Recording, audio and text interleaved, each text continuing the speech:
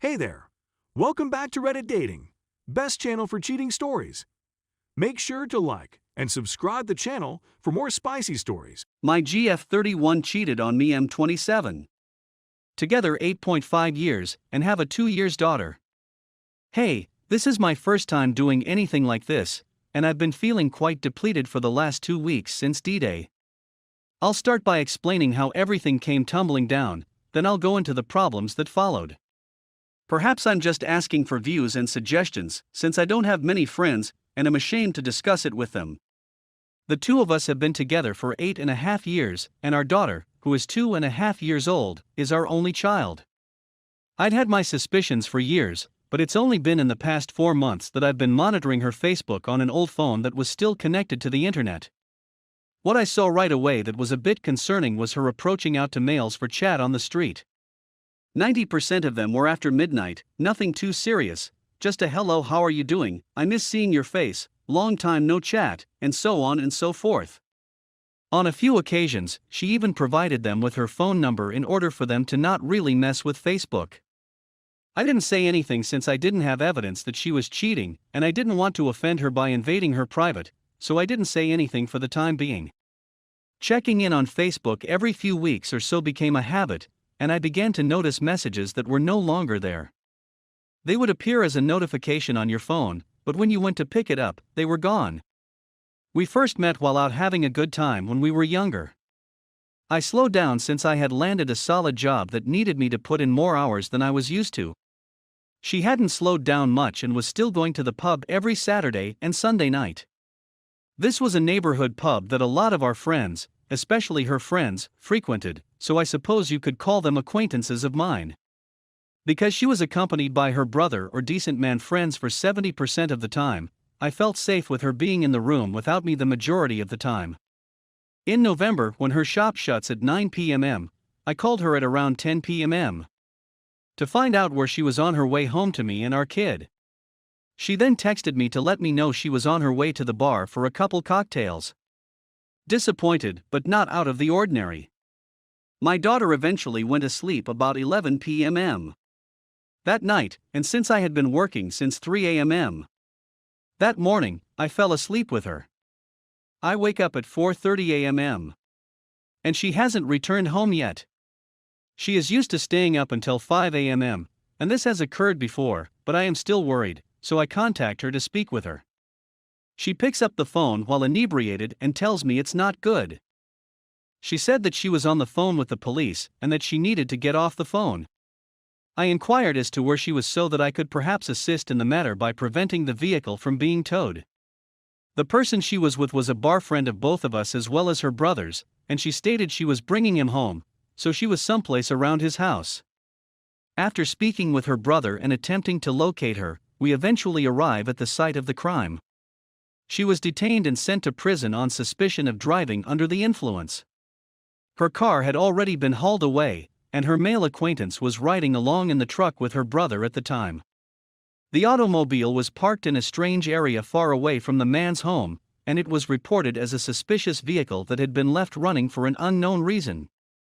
Due to the fact that it was late at night and I was attempting to deal with the problem at hand, I was only concerned with getting my child's mother out of prison and regaining possession of my automobile. After I returned home, I spoke with her brother and obtained the male perspective on the situation, according to her brother. After I had bailed her out of prison and spoken with her to hear her side of the tale, I discovered that the two stories did not coincide. Both of them were deceiving. I had a feeling things wasn't quite right. I informed her right away that it was not what I had heard had transpired in the situation. After that, she simply sliced it up. I don't recall being intoxicated at the time. As soon as I get her home, she remains with our daughter, while I go to the vehicle dealership to retrieve the car out of impound with her brother. As we were driving there, I mentioned to him that the two accounts don't seem to fit up, and he expressed his doubts, but refused to leap to any conclusions. I go fetch the vehicle, and when I open the door, her pants are sitting on the passenger seat. My stomach dropped to the floor, and when I showed her brother, he still had doubts and stated he was going to find out from the other person. As soon as I got the vehicle home, I went into the laundry basket to check whether she had brought any panties with her, which she had not done. I took her outside and asked her what she thought about it. She had just recently returned from a night at her father's house, and she said that the police searched her belongings in her bag of clothing. I didn't believe her, but I couldn't prove it. She appeared irritated that I had even raised the question and said emphatically that she had never cheated on me in front of me, staring me in the eyes. I apologized and said that it didn't seem good, which is why I inquired. After a few months, it's January, and the day before my birthday has come around. For a couple beers, I invited my closest buddy and his brother over to my place. I had a bit too much of a good thing, and I passed out.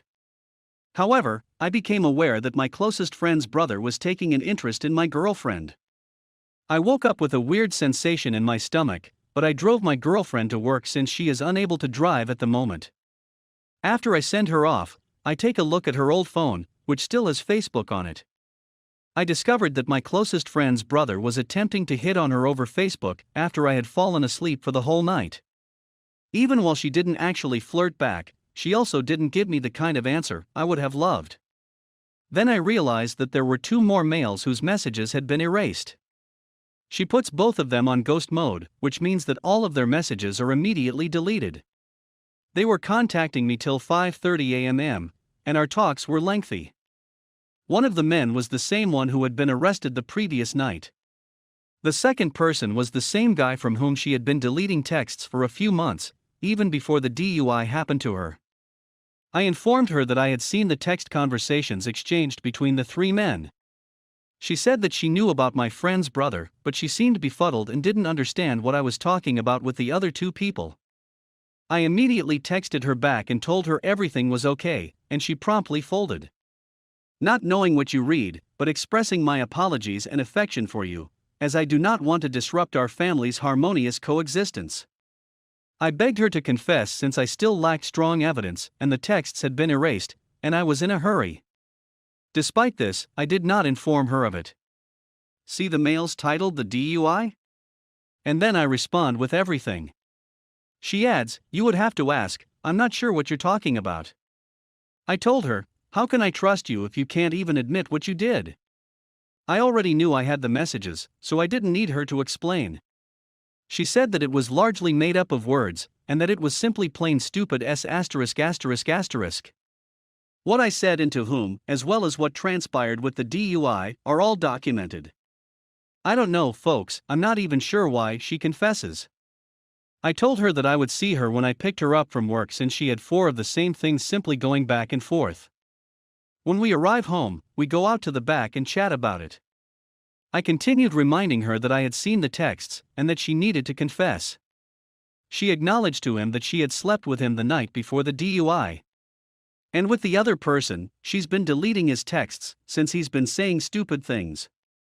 I inquired as to what she had said, and she said that it had something to do with his me and bending me over the pool table, taking his large black D******. I omitted to note that this was yet another regular at the establishment. We've both been struggling with this for the last 2 weeks, and it's still difficult. She keeps claiming she wants to move ahead and not look back, but it's difficult to get the memories of the past out of my head.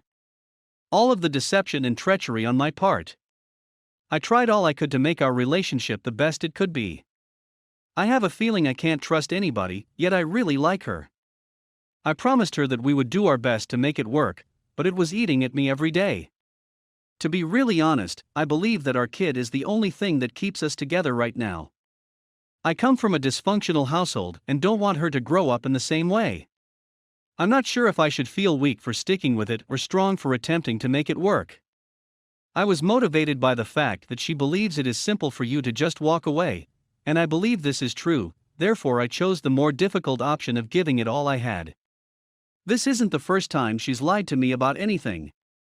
She has lied about phone numbers being male, claiming that they were her relatives' numbers. She has also lied about her whereabouts. Her brother contacted me to say she was up to no good, and that I should go check on her. I arrived at the bar at the same time as her, with another man in her vehicle, who she said was her brother. She got in her car and stated it was nothing, but her actions didn't give me that impression. Those 2 occurrences occurred before our daughter was born, and I had hoped that she would have opened a new chapter in our family's history. I suppose so, but I still get the impression that it would not have happened to me. Please assist me since I am lost. Edit: there is a lot going on in our life right now, including the loss of a family member. But my curiosity is getting the better of me, and I want to contact the individual and find out precisely what was going on. Is this a poor idea in any way?